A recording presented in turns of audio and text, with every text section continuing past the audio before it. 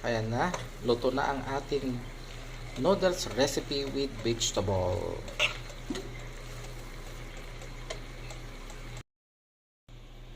Ayan guys, may tips ako sa inyo para mas lalong sasarap ang inyong mga noodles para hindi lang sabaw ang nilalagay nyo dyan. So ayan guys, panoorin nyo ito para gayahin ninyo. Napakasarap, napaka-healthy ito guys. Kahit sinasabi nila na hindi healthy ang ating noodles, kumain kayo basta lagyan nyo itong mga ilalagay ko ngayon. So ayan, entro, pasok!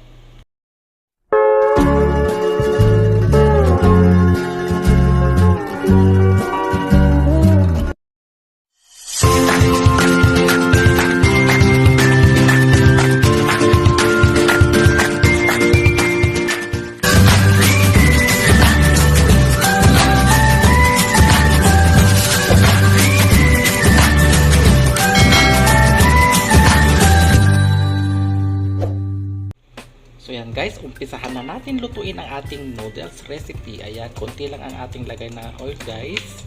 Panggisa lang natin sa ating ingredients na garlic. Then, lagay na natin yung ating garlic.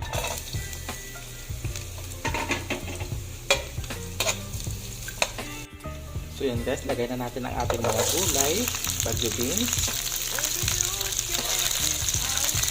yung ating carrots.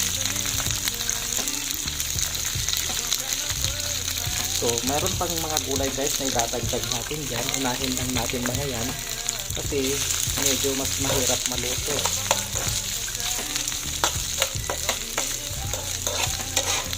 Yan, gayahin nyo ito guys, napaka-healthy ito.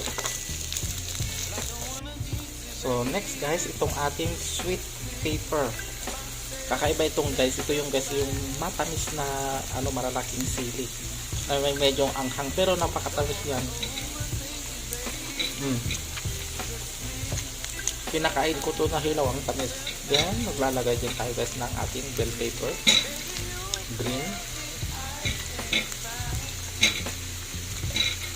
At saka itong ating cabbage. Ayan. Takpan natin guys. Medyo luto. I-half cook natin. Saka natin lalagay yung noodles. Mag-a-add lang tayo guys ng konting pang malinaman natin kung ating magic sarap.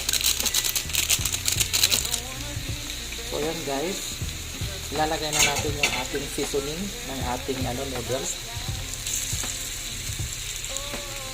Pag kulang, mag-a-add tayo mamaya ng chicken powder.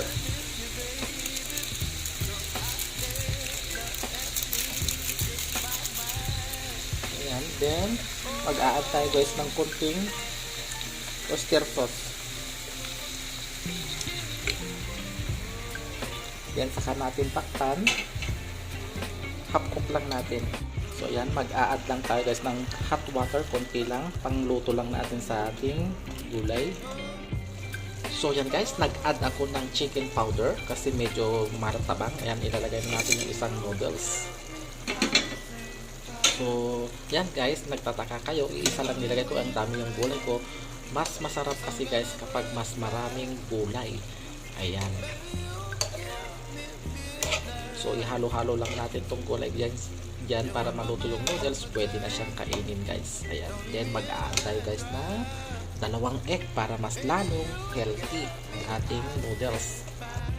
Ayan guys. Naglagay na ako ng 2 eggs guys kasi medyo luto na yung ating noodles. Ayan. So, para mas masarap pa. Ayan. So, halo-haloin ko na lang siya guys at pwede na natin i-serve ang ating noodles. Ayan na, luto na ang ating noodles recipe with vegetable.